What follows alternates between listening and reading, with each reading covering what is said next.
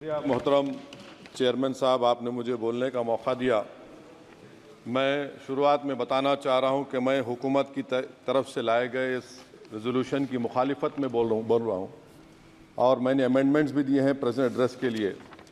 और चेयरमैन साहब, आप उर्दू को जानते हैं। किसी एक शायर ने शायद बरसर इख्तिदार जमात के लिए ये शेर कहा होगा कि उसूल बेचकर मसनद ख़रीदने वालों, निगाह अहले वफ़ा में बहुत हक़ीर हो तुम। वतन का पास तुम्हें था न होगा कभी कि अपने हिर्स के बंदे हो, बेज़मीर हो तुम। इज़्ज़त नफ्स किसी शख्स की महफूज नहीं, अब तो अपने ही निगहबानों से डर लगता है। डंके की चोट पे जालिम को बुरा कहता हूँ, मुझे सूली से न जिंदानों से डर लगता है। मोहतरम चेयरमैन साहब, मैं आज इन लोगों की तरफ से बोल रहा हूँ जो दिखते तो हैं, जिनके बारे में बात तो होती है मगर उनकी कोई नहीं सुनता। मैं उनके बारे में बोल रहा हूं जिनके बारे में वज़ीर आज़म मोदी ने कहा था कि घुसपैठी है। मैं उन बेटियों और माओं के बारे में कह रहा हूं जिनके बारे में मोदी ने कहा कि ज़्यादा बच्चे पैदा करते। मैं उन मासूम नौजवानों के बारे में कह रहा हूं जिनको मॉब लिंचिंग के ज़रिए मारा जा रहा है।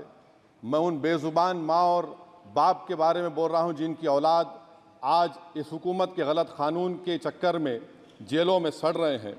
सर, मैं दस्तूर जब इस ऐवान में बन रहा था, संविधान बन रहा था, तो उस वक्त अलहदा वोटर लिस्ट और इंतखाबी रिजर्वेशन की बात आई तो उस वक्त के हमारे फाउंडिंग फादर्स ने, हमारे बुजुर्गों ने, दोनों समुदाय के हिंदू और मुसलमानों ने फैसला किया कि हम इस पर राज़ी नहीं होंगे। बल्कि उन्होंने क्या कहा था हमारे फाउंडिंग फादर्स ने, उन्होंने मुखालिफत की थी अलहदा वोटर लिस्ट की और इंतखाबी रिजर्वेशन की। उन्होंने कहा था, I quote sir, it is the duty of majority community to ensure that minorities are elected in the representative numbers। BJP मुसलमानों की नफरत पर जीतती है और मुसलमानों के नाम निहाद मसीहा मुसलमानों के 90% ज़्यादा वोट हासिल करते हैं, मगर फिर भी इस ऐवान के दरवाजे नहीं खुलते मुसलमानों के लिए और सिर्फ 4% मुसलमान जीत कर आते हैं। सर, संविधान सिर्फ एक किताब नहीं है जिसे चूमा जाए, संविधान एक किताब नहीं है जिसे दिखाया जाए, संविधान एक सिंबल भी है, मगर संविधान एक हमारे बुजुर्गों के ख्वाबों की किताब है। हमारे जमहूरियत को हमारे बुजुर्गों ने इस तरह समझा, हमारे फाउंडिंग फादर्स ने इस तरह जमहूरियत को समझा कि इसमें हर समुदाय और मजहब और समाज के मानने वाले लोगों की राय को शामिल किया जाएगा इस मुल्क को चलाने के लिए। मगर इस ऐवान में सिर्फ 4% मुसलमान जीत कर आते हैं।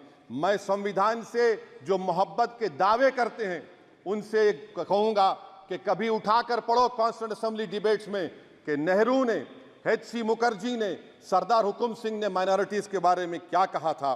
सर, वतन अजीज़ का मुस्तकबिल कैसा होगा जब बीजेपी मुझे गायब करना चाहती है और दीगर हिज़्ब इख्तिलाफ की पार्टियाँ के लिए मेरा वजूद सिर्फ वोट डालना और अपनी खबर में जाकर सो जाना है। इसीलिए आप देखते हैं कि समाजी इंसाफ है सर कि 4% मुसलमान जीत कर आते हैं। सर, इस ऐवान में OBC समाज के MP अब अपर कास्ट के MP के बराबर हो चुके हैं।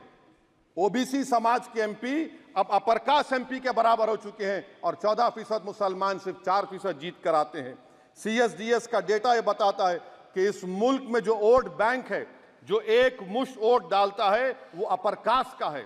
मुसलमान का कभी ना वोट बैंक था ना कभी रहेगा।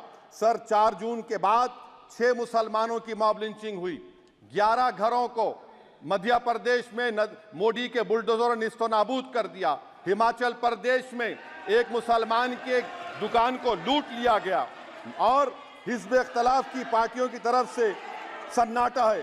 शायद अब वक्त आ चुका है कि लफ्ज़ मुसलमान का नाम लेना भी अब उस पर पाबंदी आयद कर दी जाएगी। जो नरेंद्र मोदी को मैंडेट मिला है वो सिर्फ और सिर्फ मुसलमानों की नफरत पर हिंदुत्व की वजह से मिला है। I would like to say it is not Modi's in dock but every single person voted him despite his anti Muslim voice. And I would like to tell the opposition parties, this is not a moral victory for you, this is a victory of majoritarianism. Everyone should contemplate and do introspection.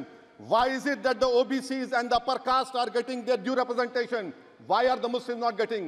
Are we here only to vote for you and not to get elected? If that is the case, please tell us that we are only here to vote for you. Sir, आज भारत के आधे नौजवान आज भारत के आधे नौजवान बेरोजगार हैं और रोजगार की तालाश, बेरोजगारी का आलम यह है सर कि मोदी सरकार के 5 साल में 75 लाख एस्पिरेंट्स की जिंदगी बर्बाद हो गई, 6 पेपर लीक हुआ। बेरोजगारी का आलम यह है सर कि रशिया जा रहे हैं, वहां जाकर अपनी जानों को दे रहे हैं। बेरोजगारी का आलम यह है कि नरेंद्र मोदी रोजगार का कैंप चलाती है नौजवानों के लिए कि तुम इजराइल में जाकर काम करो, उनको कैनन फॉडर बना रही है ताकि फलस्तीनियों की जायदादों को हड़प कर सके। ये भी कंक्लूड कर। अरे सर मेरा टाइम है। कहाँ टाइम है सर? आप ये टाइम ले लिए मेरा। सर मैं 2 मिनट दीजिए। ये विश्वगुरु की पॉलिसी है। इजराइल को 27 टन हथियार जा रहा है। 9 मिलियन भारत के लोग गल्फ में काम करते हैं, क्या असर पड़ेगा? 47,000 इजरायली फलस्तीनी मार चुके हैं। क्या है हमारी पॉलिसी सर? क्यों हथियार दे रहे हैं सर? नस्लकशी हो रही है। सदर जमहूरिया के खुतबे में राष्ट्रपति के सर मैं उसी पे बोल रहा हूं सर, उसमें लिखा हुआ है फॉरेन पॉलिसी के ऊपर, आप पैराग्राफ नंबर 25 देख लीजिए। सदर जमहूरिया में सैचुरेशन अप्रोच है। क्यों नहीं मोदी सरकार माइनॉरिटीज को तीनों स्कॉलरशिप को डिमांड करती है सर, उसको आपने बजट कम कर दिया। सर बनारस का बुनकर 18 महीने से मंडी का शिकार है, सूरत और बेंगलुरु जा रहा है। सर आखिरी बात कंक्लूड कर रहा हूं, आखिरी बात सर, पनून केस में निखिल गुप्ता, मोदी ने कहा था कि हम घर में घुसकर मारा, तो निखिल गुप्ता को किसने ऑर्डर दिया था पनून को मारने का? अगर नहीं दिया तो उसको बचाइए, और अगर दिया नहीं तो फिर उस पर पीएमएलए क्यों नहीं लगाते? और सर समाप्त करो। कमेटी बनाई आपने, उसका क्या हुआ? सर हम एससीओ को नहीं जा रहे। सर मैं आपको बता रहा हूं कि मैं अपनी इस तकरीर को टीपू सुल्तान की नजर, सुनिए सर, अब हो गया खत्म कर रहा हूं सर। मैं अपनी तकरीर को टीपू सुल्तान के नजर कर रहा हूं। ये टीपू सुल्तान की फोटो है, क्या आप इससे भी नफरत करेंगे? सर ये संविधान में टीपू सुल्तान की फोटो है जिस पर वल्लभ भाई पटेल ने साइन किया, श्यामा प्रसाद मुखर्जी ने साइन किया। ये आपकी नफरत है सर। आखिर में मैं अपनी बात को खत्म कर रहा हूं इस शेर पर कि क्या दिन दिखा रही है सियासत की धूप छांव, जो कल सपूत थे वो कपूतों में आ गए, थे इस कदर अजीम के पैरों में ताज थे, इतने हुए जलील के जूतों में आ गए।